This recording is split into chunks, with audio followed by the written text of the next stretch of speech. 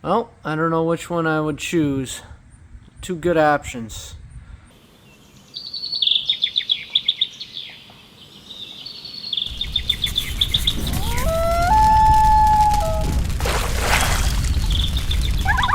Hey guys, welcome back to the channel. Today I'm doing a quick experiment to see how things go with my Bluetti.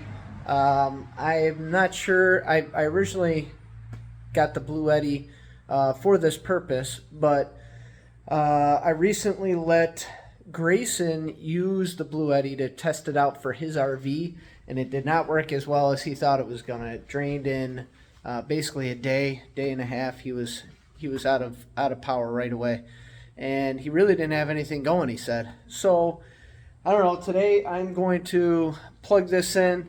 I drained down my battery in my Escapade down to 47% or something like that, and I'm going to plug this in and see how much battery drains in order to power up the batteries that are in my trailer. All right, first things first, let's just double check. What am I at? 47%. So I'm at 100%. I need to turn the AC on. I'm going to pick one of these plugs. I don't have the 30 amp RV plug that Grayson used. Mine just takes a regular plug. So let's plug this in.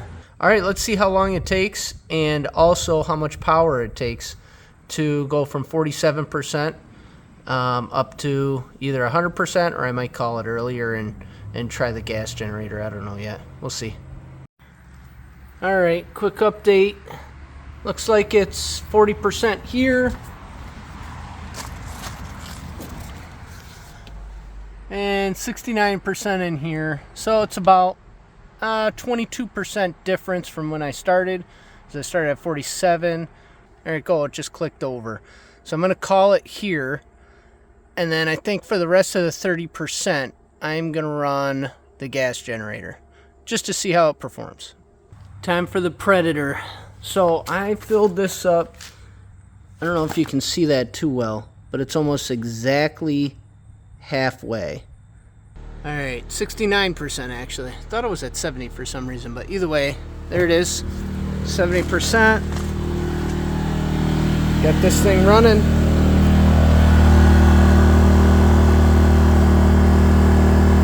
All right, 1 hour update, 86%.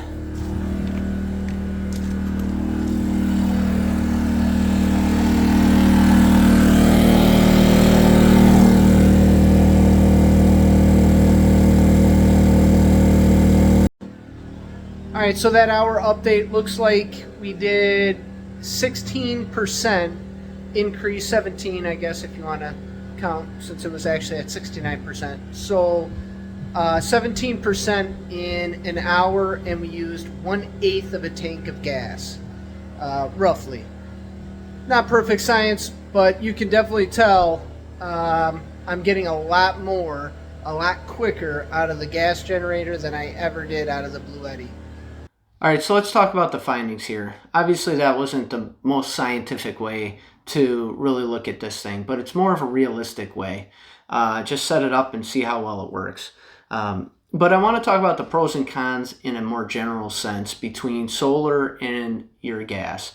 The big things are going to be depending on how you're planning on using it for your pros and cons. For instance, when I'm camping, the things that I'm going to care about are going to be different than what I'm worried about for a home backup system or things like that. So I'm going to try to not get into too far of the weeds of compare and contrasting them for the use cases at home, because I think that those are different. So let's limit this to the RV world and kind of compare and contrast. The big thing is going to be the solar is quiet. There's no noise, and yes, those gas generators are loud. They have come a long way.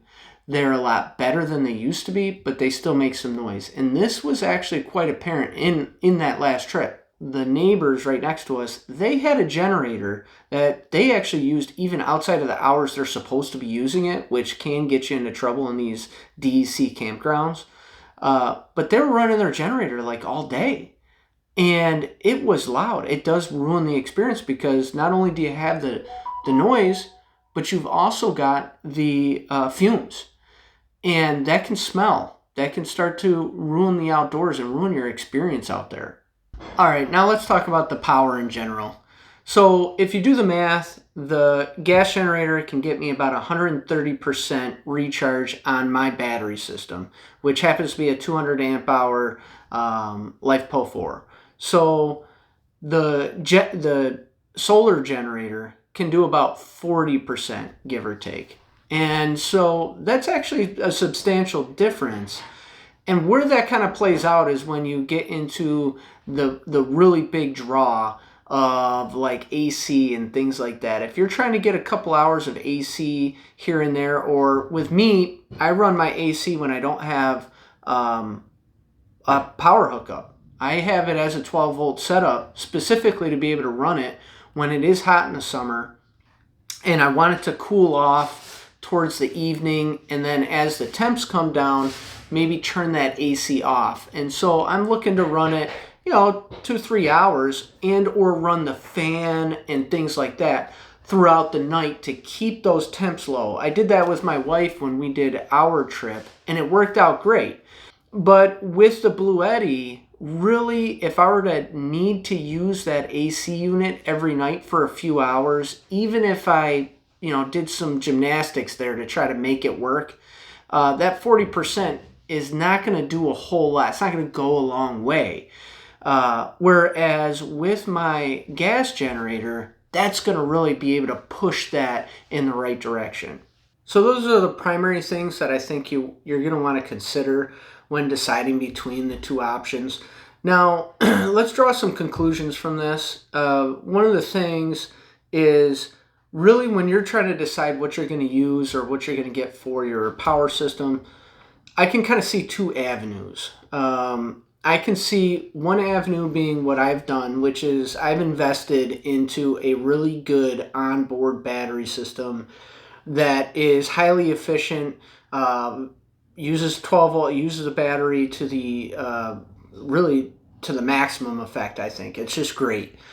And so I don't have a lot of power needs, and except for when I'm using those big ticket items like the AC. That's about it. And because of that, I think I'm able to get away with just bringing that gas generator and using it when I absolutely need to. And for 99% of the time, I won't need it, and I should be able to enjoy camping in a quiet atmosphere without the fumes of that gas. But then I have that backup. I have that security net if it is a terribly hot day and I want a refuge in the AC or something like that. And because I'm so efficient, I can do that even off grid. The other avenue that I see really you got to think about is really these folks that are doing their own builds, or they have a rooftop tent, or they have a pop-up, things like that, where maybe you don't have a good onboard battery system at all, and it's just not something that you want to set up, or you're doing your own build out and you have the option to have no onboard battery system.